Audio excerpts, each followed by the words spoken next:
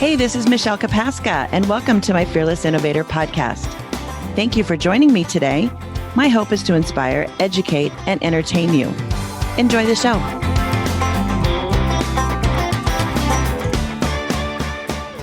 Welcome to the Fearless Innovator podcast. My name is Michelle Kapaska, and I'm your host.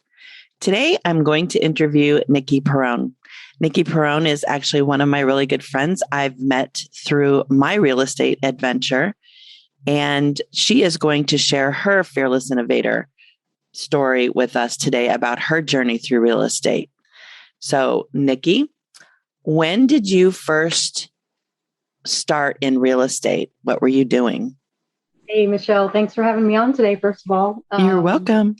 I started rehabbing and doing real estate as a sideline to my business. So, late 90s, I would say, is when I started rehabbing. I had a business already in the construction industry. So I was a painting contractor. I was a stucco and plaster contractor, and started rehabbing as a sideline. So just here and there when I had time or I found a good property or whatever, and just kind of did it off and on all through the years. And when you talk about rehabs, were these things that you were rehabbing yourself, or did you hire people to help you? I would hire people, definitely. I mean, I was still running a full, business. That was my livelihood. It was my business. So this was just kind of a sideline because I thought it was fun. And fun. I would do, myself, or I would have my crews do. But I would also hire out the work. Right. And what was owning your own business like? It was fun. I enjoyed every minute of it. I think it suited me well. Awesome. And then I think something happened to you and you had to change directions. What happened? Yeah, I ran that business for probably about 20 years. And oh, wow. Yeah. And then I got hurt and didn't really have someone who could step into my shoes. So I ended up having to close. It was one of the hardest decisions for me to make, especially because I didn't have a plan. I didn't have a plan B. I didn't have a what's next. I didn't have, I had no clue.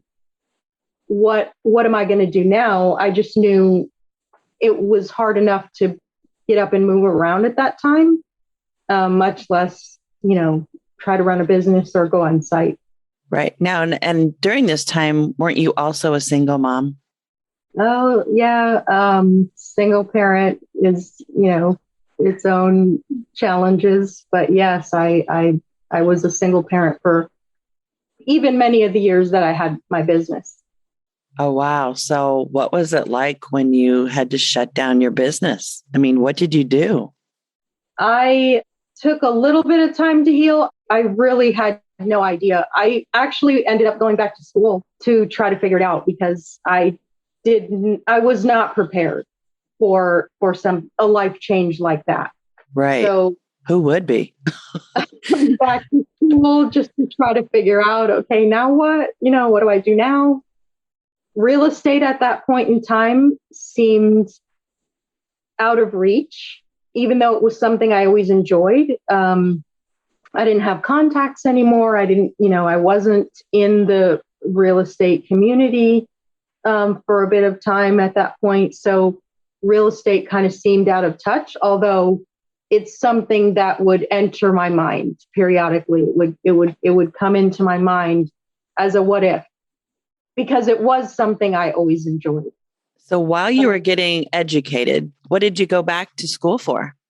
I ended up with an MBA. So I have a marketing degree, and that wasn't the plan, but I ended up with an MBA. Wow. And even after all of that, finishing up with that degree, I still kind of didn't know what I was going to do next. Right. So how old were you during this whole time? Was it in your 30s? Was it in your 20s? Where? When I went back to school? Yeah, when you went back to school. I was over 40, I'll say that. Really? Oh my gosh. Wow.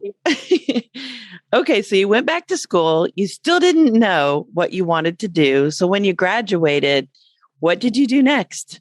So I graduated and I still kind of just had that little nagging bug in the back of my head about real estate. But I didn't have connections anymore. I was just totally disconnected with the real estate investing community. So I just thought, well, let me go to some meetings. Let me just start reconnecting with investors and just kind of see what happens. It is something that I always enjoyed.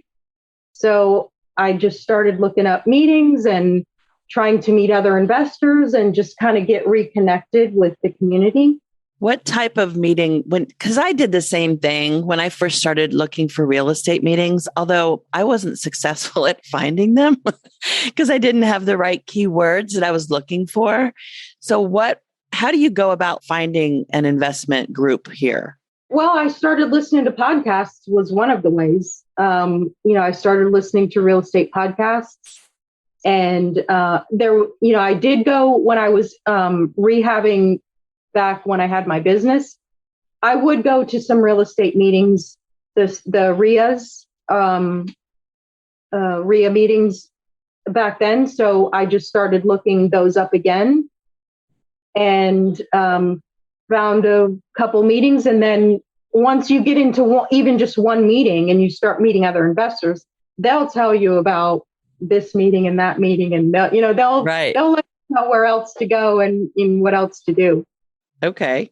So now you got reconnected. So what did you do next? Did you find an opportunity? Yeah, actually through making those connections and networking and what have you, I found a rehab that I wanted to buy. And then it was, okay, find the money. Oh, right. And I would say back then when you did this, there were more opportunities, but they're not flying off the shelf like they are right now.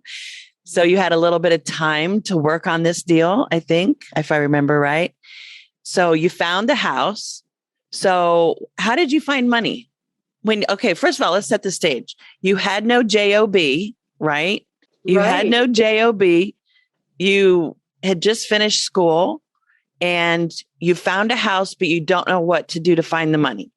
Yeah, which was an interesting factor because I had used financing, of course, before on these deals. I'd used bank financing in some situations or hard money in some situations.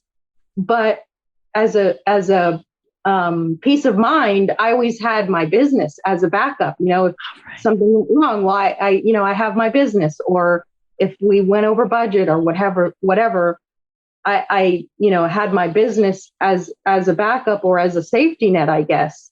But this time around, I didn't have that. So it was a little more scary going out and looking for money and trying to find money. But, through the friends that I've met, I connected with a lender who believed in me and believed in the project and gave me that opportunity.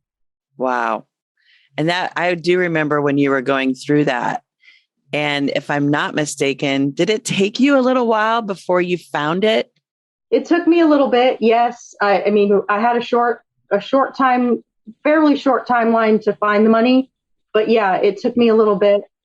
And then that was a property that I wanted to hold.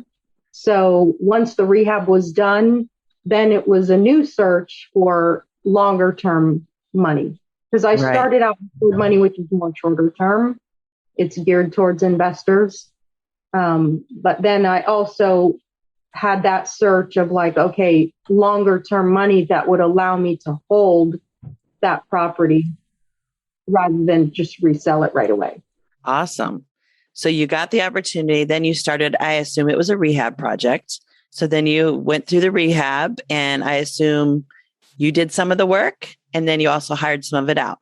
I hired pretty much all of it out. Oh, you did? Okay. Yeah, at that point. Yeah. I hired that out. So now looking forward, Nicci, what is it that you're working on next? I know there's got to be a next. Yes, there's a next. So I'm actually getting ready to do my first ground up. So I bought a property. Awesome. The house was too far gone to save. So I ended up knocking that down, and I'm getting ready to build a new house on that. Wow. I didn't know that one. That's new. Yeah, it's exciting. So you had to hire a contractor for a new build, right?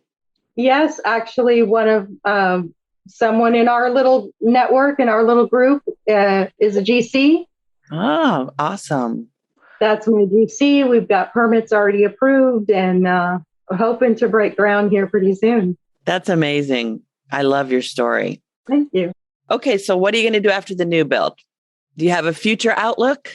So I am trying to rebuild my rental portfolio. So I'm looking for more rentals. I'm looking for more properties. I'm, possibly even do more builds. I mean, it's exciting so far, Right. The new build is a new flavor. I did not ever think that you would ever tackle that one.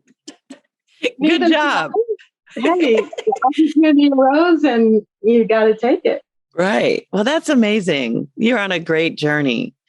Let's go back a little bit. Every innovator or every investor that I know has made mistakes. And because if we don't make mistakes, that, we're not learning. So I know you've made mistakes, but let's just talk about one of your biggest mistakes that you've made in real estate. I would say one of my biggest mistakes, I'm very cautious when I buy. So thankfully, I've been okay in that regard so far. But I would say one of my biggest mistakes is not vetting workers or contractors. I mean, rehabs, you're always on a timeline. It's always tight. And if you need something done, you don't necessarily know someone, you can be kind of tempted to just hire the first person that'll say, okay, I'll do it. Right. I'm guilty. You don't vet their work. I've definitely been burned more than once, I got to say, by that, and not vetting workers or subs or contractors. Right. Definitely such an important piece. I actually did that myself. I just podcasted about it in episode 26 called Contractors Are Not Created Equally. So I've done it too. We're all guilty. Yes. Take the time, look at their work. So I know the listeners are probably more intrigued with your journey and what you've done, but what made you believe in yourself to keep yourself on pace and keep going? And just, what made you keep going in this whole journey when you you had nothing, Explain that to somebody that's probably sitting out there wanting to know if they might feel like you, they're stuck. What could you give them as an inspiration to go after their dreams? Good question. I would say, of course, my kids, having kids is definitely a motivator, because you can't sit around idle for too long when you have that responsibility on your shoulders. But I've also been a really firm believer in doing what you love. So, when I had my business, I absolutely loved what I did. I loved getting up every day and going to work. And that's what I was searching for. When I had to close that business, it was heartbreaking because I did love it so much. And the whole time, even being in school, I was searching for that passion again. And nothing that I had tried along the way really gave that to me. So I guess that's maybe why the real estate kept popping back up, because it was something that I always enjoyed. So, as scary as it was, jumping back into that, even when it, especially when it seemed so unattainable to me at that point in time, I just feel like you got to do what you love. So just take a step, just take one step, just find, that's what I did. One step at a time. Just find a meeting, look up a podcast. I listened to podcasts that led me to a meeting that led me to, networking and meeting people like, great, amazing people like you that support and help and, just want to do anything and everything to help see you succeed. Right. And I do believe in the strength in numbers. I was never a great networker, Even when I was in my IT world, I wasn't a great networker because I was on the consulting side. I typically think of that as a sales thing, right? And I'm like, I'm not a sales girl. But in this environment, it is key to have that network. You'll hear it, the old time investors or people that have been in the business for so long, they will always say investing and real estate and this kind of work is not a solo activity. It takes a team, it takes support, it takes help. People like you have just been amazing to my success. Thank you. Even though I don't really know what I do, but thank you. Okay, so let's review your journey. So you owned your own business and you rehabbed on the side. Then you got hurt and you had to let the business go. Then you went back to school and you got your MBA and you still weren't kind of sure what you wanted to do, but you went back to your, what you were comfortable with and what you were passionate about. And that was real estate. And you found a real estate meeting. And once you were there, you found an opportunity and then you needed funding and you went back to the same people, found the money, did the rehab project. Now you've moved on to a new build. And I didn't ever believe that was going to be in your future. So that was a new one for me. Did not know that. And now you're also looking at rebuilding your rental portfolio. So anything that anybody can do anything. I believe in you. I do. I believe in you. So thank you very much for coming on my show. I appreciate that. And I think that you will inspire others like yourself or like me to help others that are, sitting on the fence or trying to figure out what they want to do with their life. But I think you also said something true too. And it's do what you're passionate about. And this whole adventure in real estate, to your point, Nicci, is really fun. I learn something every day. I know you are too. And it's just fun to wake up that day and go, oh, what's next today? What am I going to work on today? So I'm inspired by you. So we'll leave it at that. Thank you very much. I'm looking to interview others that might have a compelling story to share about their journey in real estate investing. If you're interested, reach out to me at fearlessinnovator.com. And thank you for listening. I hope you were inspired, entertained, or you learned something new. Catch me later. Thank you for listening today. I hope you enjoyed the show. If I can help you invest in your future, reach out to me at fearlessinnovator.com. Catch me later.